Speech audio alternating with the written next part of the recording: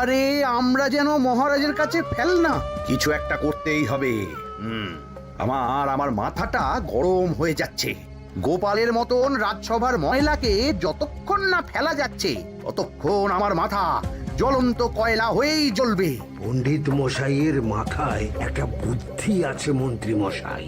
আপনি যদি সেই অনুযায়ী উঁচির কাজ করেন তাহলে বেটা গোপালের কপালে দুর্গতির সীমা থাকবে না। এই কি বুদ্ধি, কি বুদ্ধি? আপনি বরং এই ব্যাপারে পণ্ডিত মশাইয়ের সাথে একবার আলোচনা করে নিন। আমি চলি, কেমন? আমি চলি।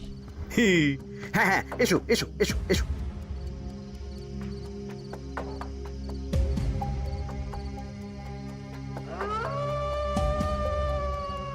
আরে ওই তো আমার বাঁ হাত ঘটা আসছে, বেটাকে দিয়ে একটা কাজ করাতে হবে।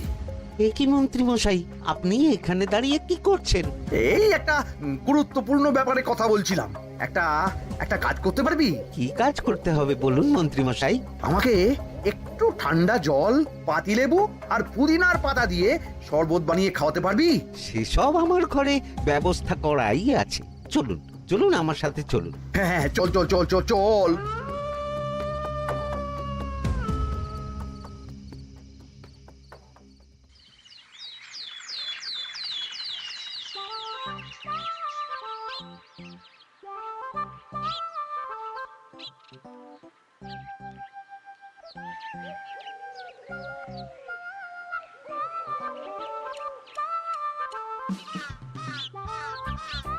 কি ব্যাপার পণ্ডিত, এত গুম মেরে আছো কেন? সকাল সকাল গিন্নি খুব বকেছেন মনে হচ্ছে। গিন্নির বাক্য সুধায় কান ভরে গেছে, আর কিছুই কানে ঢুকছে না। আরে দাঁড়াও দাঁড়াও পণ্ডিত, দাঁড়াও জ্যোতিষী। পণ্ডিত তো আমার কথা শুনতেই পেল না মনে হচ্ছে। তুমি তো দূর থেকে বলেছো, আমি তো বলেছি পাশ থেকে, তাতেও শুনতে পাইনি। কানের পোকা হলো নাকি? কি গো পণ্ডিত, ব্যাপার কি? কেমন বুঝছো? এ তো ভয়ানক কর্ণকোষ্ঠবদ্ধতার লক্ষণ। তুমি কচু বুঝেছো?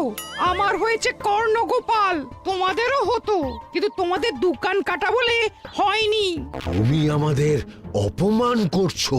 তোমাদের অপমান বোধ থাকলে কোনো শব্দই কানে ঢুকতো না, শুধু একটাই শব্দ কানে বাজতো, গোপাল গোপাল গোপাল। এবারে রাজসভায় কিভাবে হেনস্থা হতে হলো মনে নেই?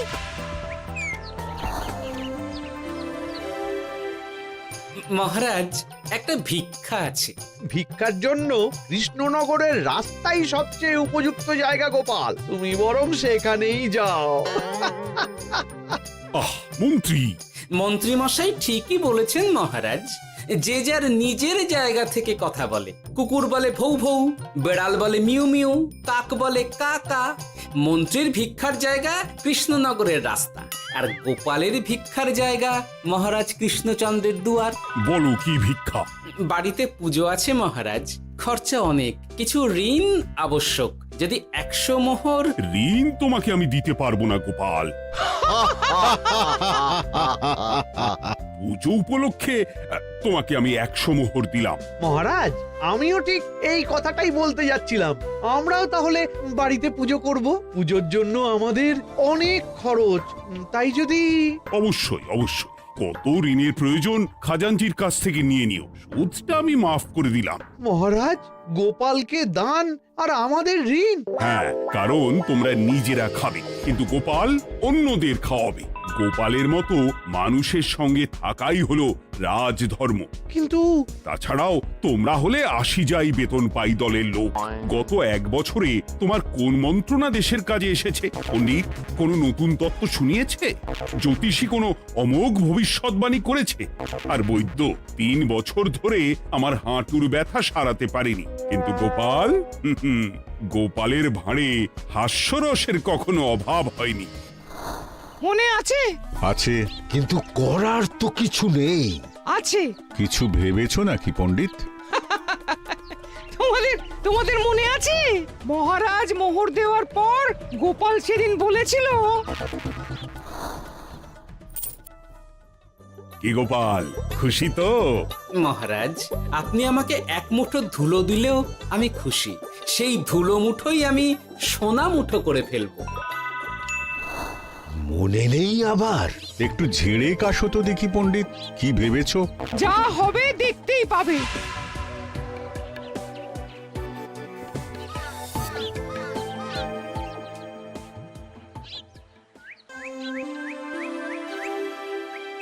মহারাজের জয় হোক, মহারাজের জয় হোক।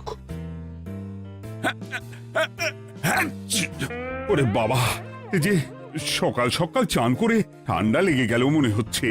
মহারাজ, ওই কবি গান উপলক্ষে গত মাসটা আমি কৃষ্ণনগরের কোণে কোণে ঘুরে বেরিয়েছি।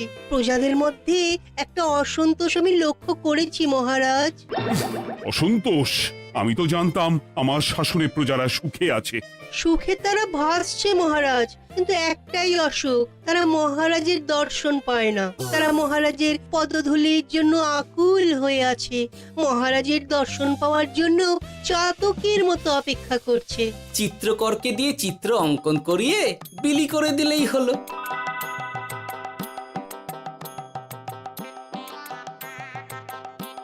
খুব ধুলো হয়েছে মহারাজ, কিন্তু এত ধুলো। কালকের ঝড়ে ঢুকেছে। ঝাড়ুদার,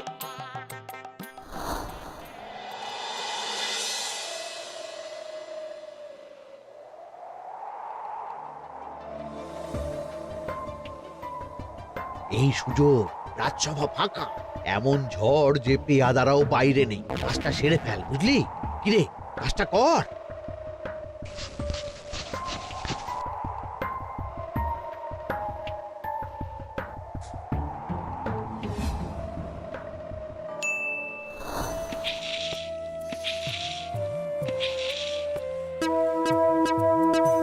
এত ধুলো! উফ, মহারাজ, কাল ঝড়টা বড় সাংঘাতিক হয়েছিল। তা বটে। আচ্ছা গোপাল, তুমি বলেছিলে মহারাজ তোমাকে এক মুঠো ধুলো দিলেও সেটা সোনা হয়ে যাবে। এখনো সেই কথাই বলছি। মন থেকে বলেছিলে না মহারাজকে তেল দেবার জন্য? তেল দেওয়ার দায়িত্বটা তো আপনি নিজের কাঁধেই নিয়ে ফেলেছেন। আমি যা বলি সত্যি বলি। আজ যদি এই 4 ঝুড়ি ধুলো মহারাজ তোমাকে উপহার দেন, তখনও একই কথা বলবে? নিশ্চয়ই। মহারাজ, গোপালকে এই 4 ঝুড়ি ধুলো দেওয়ার হুকুম হোক। কি গোপাল, আমি তোমাকে যদি এই ধুলোর ঝুড়িগুলো দিই, তা থেকে সোনা আসবে নাকি? আসবে মহারাজ, মোহরের বস্তা আসবে। যদি না আসে, আপনি বলুন। তোমাকে কৃষ্ণনগর ছেড়ে চলে যেতে হবে। রাজি? আর যদি আমি পারি, তাহলে আপনাকে এই মন্ত্রীর চাকরি ছেড়ে দিতে হবে। কি রাজি? কি মন্ত্রী, রাজি? রাজি। গোপাল? রাজি মহারাজ। আচ্ছা, আর কেউ মন্ত্রীর পক্ষে বাজি ধরেছেন নাকি? হ্যাঁ, আমি আমি আমি আমি ও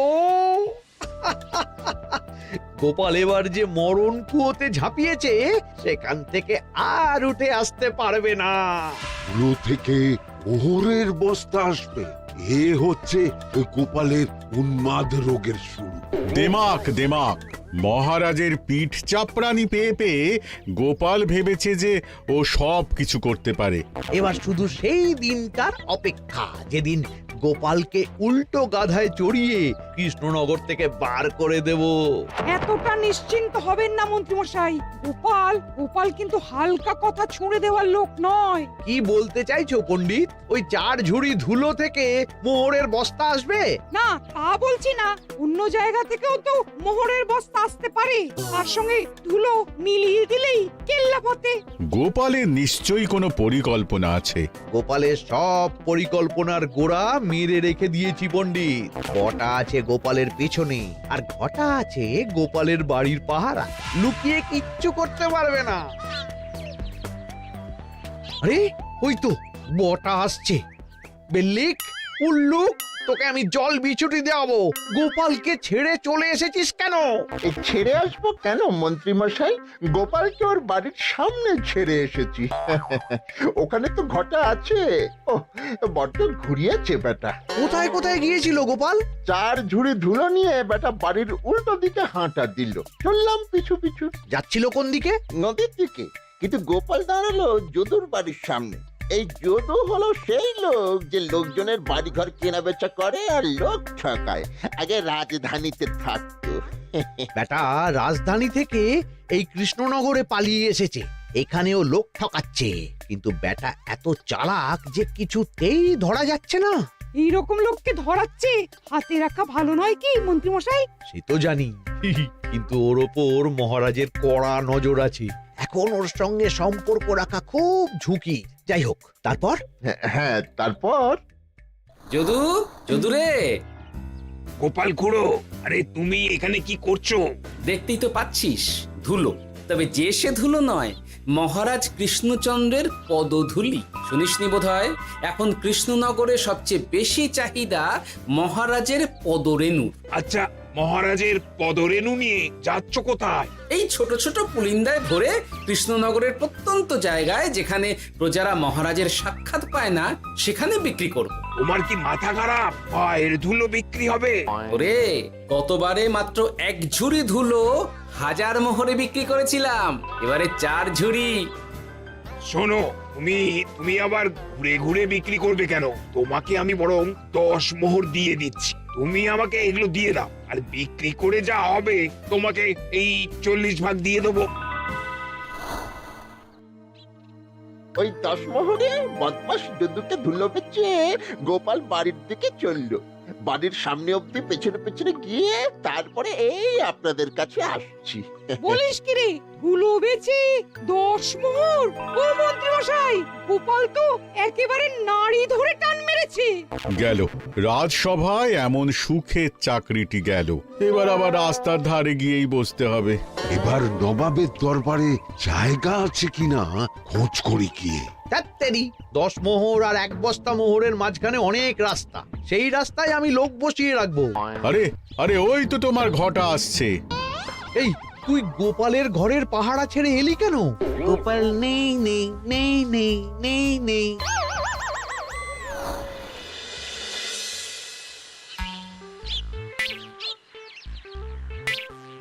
আরে, ভয় পেলি নাকি?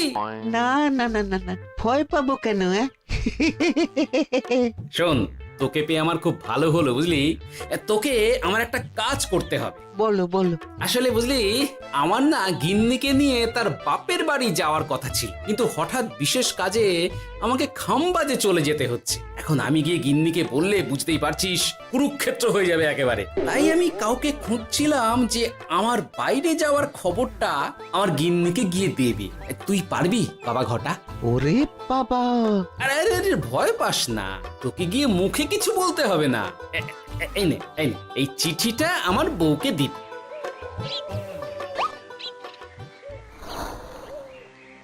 কৃষ্ণনগর ছেড়ে চুপি চুপি চলে যাচ্ছি, চালাকিটা দেখেছেন? ওসব চালাকি আমি তুড়ি মেরে উড়িয়ে দেব। কি করবেন? চারিদিকে আমি অশ্বারোহী গুপ্তচর পাঠাচ্ছি, গোপালকে কোনো চালাকি করতে দেব না।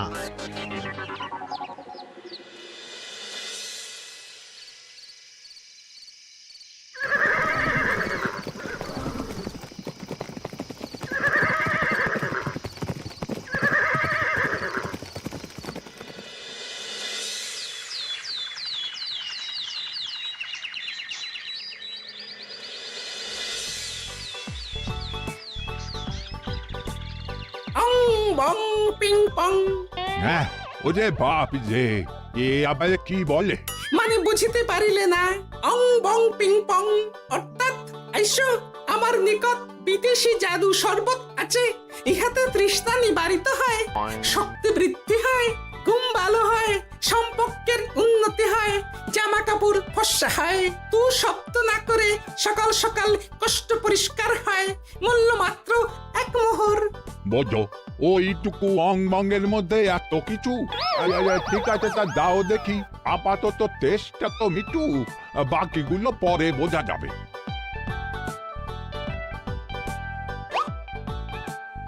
আহা, বড় ভালো খেতে তো। ঠং ঠং অর্থাৎ শক্তি বৃদ্ধি হলো। হ্যাঁ, মনে হচ্ছে গায়ে যেন 2 গুণ বল পাচ্ছি। কি হয়েছে ভাই? এ কি? এ ভিন দেশ থেকে জাদু শরবত নিয়ে এসেছে গো। জাদু শরবত ভিনদেশ। একেবারে, হ্যাঁ, একেবারে বহু ভুজা শরবত। খেলে তেষ্টা যাবে, গায়ে জোর হবে, ঘুম হবে, সম্পর্ক ভালো হবে, জামা কাপড় ফর্সা হবে, সকালে হ্রাস করে পেটও পরিষ্কার হবে। সে কি? দাও গো ভাই, আমাকেও দাও। গুড় জল, সঙ্গে একটু ভাজা মশলা, আমচুর আর বিট নুন, শুদ্ধ দেশি জিনিস। জানলে কেউ ছুঁয়েও দেখতো না, কিন্তু একটু বিদেশি গন্ধ দিতেই একেবারে হট্টমেলা। আরে তোমরাও এসেছো দেখছি। সং সং শঙ্কা, লং লং লঙ্কা। মানে অর্থাৎ এই শরবত খেলে আর শঙ্কা নাই, বুদ্ধি লঙ্কার মতন ঝাল হয়ে যাবে। তারপর ডং ডং ডঙ্কা, টং টং টঙ্কা, ফাইন ফাইন, অর্থাৎ টাকা আসবে আমার কাছে।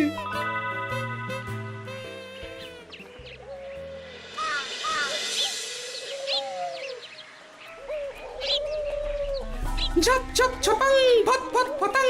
অর্থাৎ উহাকে দৌড়িয়েছো কেন? বেটা জোচ্চোর অনেককে ঠকিয়েছে। অনেক দিন থেকে তককে তককে ছিলাম। এবার এই ধুলো নিয়ে মহারাজের পায়ের ধুলো বলে বিক্রি করছিল। একটা বেনামি চিঠিতে খবর পেয়ে বেটাকে ধরেছি। ব্যাং ব্যাং বিগ ব্যাং। অর্থাৎ বাহ বাহ বাহ বাহ। বেনামি চিঠিটা আমি দিয়েছিলাম বাবু। বাবা যদু, তুমি সেই রাজধানী থেকে কৃষ্ণনগর অবধি মানুষকে অনেক খোল খাইয়েছো। তুমি এতদিন ঘুঘু দেখে এসেছিলে বাবা, এবার গোপাল নামক ফাঁদটা দেখলে। কতবার বলবো, এইসব ধুলো আমি গোপালের কাছ থেকে কিনেছি। যা বলার ওই বিচারের সময় মহারাজকে বলবি। চল চল চল চল চল।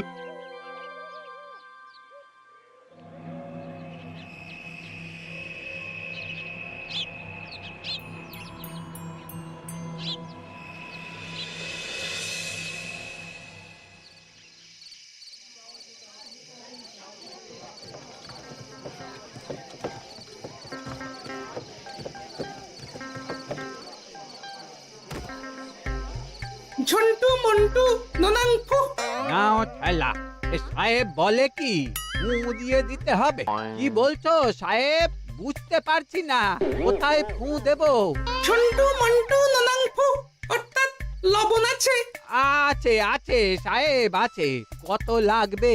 ভান্ড ভরি আন্ডাকারি। অর্থাৎ যা আছে সব।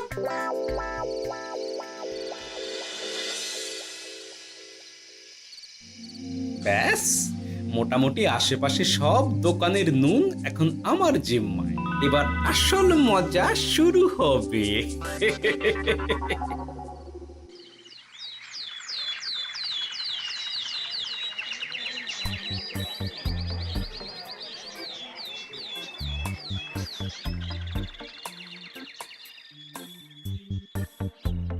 নুন আছে? না হুজুর, গোটা কৃষ্ণনগরেই নুন নেই। ওই দেখো, পুরো রাজসভাই বাজারে জড়ো হয়েছে। সন্টামনা, সন্টু মন্টু। এ আবার কি বলছে রে বাবা? সন্টামনা, সন্টু মন্টু। অর্থাৎ জনগণ শ্রবণ করুন। নান্টু কান্টু, নুন কিনিবেন আন্টু আন্টু। আসুন আসুন। আমার আমার এক সের নুন লাগবে। সেন্টু, অবশ্যই 1 সের লবণ 10 মোহর। এক সের 10 মোহর? 10 মোহর লইবেন না লইবেন না? না, নেব না। উত্তম উত্তম, গান্ডা পিণ্ডে ঢিসুম ঢিসুম। অর্থাৎ তাহা হইলে নুনের বদলে গৃহিণীর প্রহার ভক্ষণ করুন। আমাকে এক সের নুন দিন। আমাকেও আমাকেও। নুন ছাড়া বাড়ি ফিরলে গিন্নি ঘর ছাড়া করবে আমাকে। শুনলাম কৃষ্ণনগর থেকে নুন উধাও। আছে মহারাজ, আছে। কৃষ্ণনগরের সব লবণ আমার নিকটে আছে। 1 সের 10 মোহর। এত দাম? দাম তো হবেই মহারাজ। লবণ ছাড়া রান্না কেমন হবে ভাবিয়া দেখুন। ঠিকই বলেছ, রাজপাকশালেও তো রান্না বসেনি। 100 সেরের মতন রাজপ্রাসাদে পাঠিয়ে দাও। 1000 মোহর দিয়ে দাও।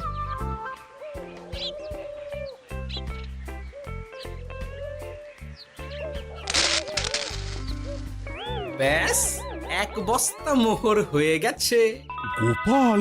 হ্যাঁ মহারাজ, গোপাল, যে 4 ঝুড়ি ধুলো থেকে 1 বস্তা মোহর রোজগার করেছে। ইয়া বাত! চলো রাজসভায়, পুরো গল্পটা শুনতে হবে। সকলেই এসো তাহলে রাজসভায়। কিন্তু মহারাজ, যারা বাজি হারলো তাদের তো চাকরি গেছে, তো তারা রাজসভায় যাবে কি করে? ঠিক ঠিক ঠিক বলেছ। আর যারা বাজি হারলো তারা বাদ, বাকিরা চল। এই সেরেছে, গোপাল তো আবার বাজি মেরে দিল। ও মহারাজ, আমাদের দেখুন। ও মহারাজ, আমাদের দেখুন। ও মহারাজ। হ্যাঁ